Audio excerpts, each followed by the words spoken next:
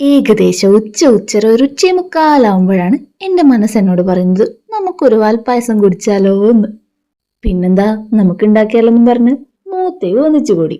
പിന്നതേ ഒരു കുക്കർ എടുക്കുന്നു, 1 പാക്കറ്റ് പാല് പൊട്ടിച്ചൊഴിക്കുന്നു, വെള്ളം ഒഴിക്കുന്നു, ഒരു ഗ്ലാസ്സിൽ അരി വളർന്നെടുക്കുന്നു. നെയ്ച്ചോറിന്റെ അരിയാണേ.